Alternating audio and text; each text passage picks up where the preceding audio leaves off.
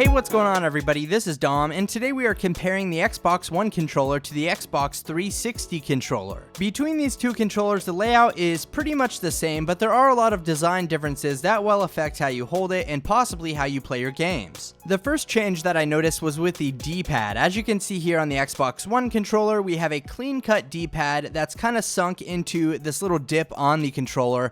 Definitely more comfortable in my opinion than the raised D-pad that we have here on the 360 controller. Another difference here is the shape. As you can see on the 360 we are rounded, whereas on the Xbox One controller we are a bit more squared off at the bottom. Moving along to the face of the controller, as you can see both of them have a metallic design for the Xbox logo, which is also a button. Now the difference here comes into play when you press down the button. As you can see we get a green glow there and we get a white LED glow behind the Xbox logo on the Xbox One controller. Taking a look at the bottom of the controller, as you can see we do have a different connection point for the game audio and chat on the Xbox One controller, along with the slimmer design which excludes that back battery pack that was necessary. The Xbox One also has a lower D-pad as I mentioned and slightly raised joysticks. Now, like I mentioned, Microsoft decided to ditch the fat battery pack that was found on the back of the 360 controller, and instead we're left with this little door here, which you can open up to reveal your batteries, or if you buy the Play and Charge kit, you can actually insert the rechargeable battery inside of that little compartment as well. So if you do decide to pick up that Play and Charge kit, you'll get this little battery pack here, and you can go ahead and insert that into the back compartment, cover it up with the battery cover there,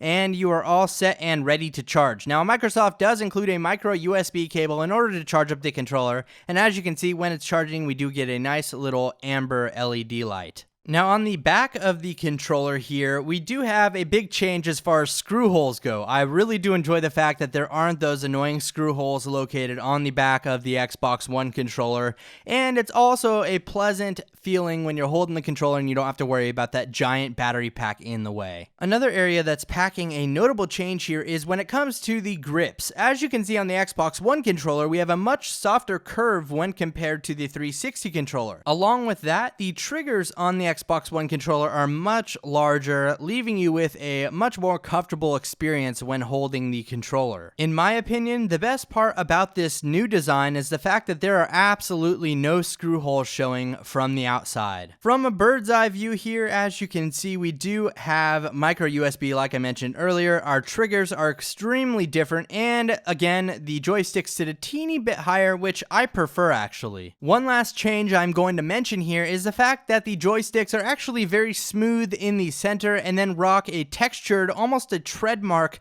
style gripping on the outside edges of them. I don't know if you can see that very well in this video, but it definitely feels comfortable over the previous generation controller. So I hope you enjoyed this comparison video. I just wanted to give everybody a quick look at some of the changes that I noticed between these two controllers. For extended gaming coverage on this channel, be sure to hit that thumbs up button and let me know what you think about the Xbox One controller down in the comment section below. If you'd like to pick up the Xbox One controller or the Play and Charge kit, they are both available now, and I will be sure to leave links to them down below in the description. Thank you very much for watching everybody. This is Dom, and have a great day.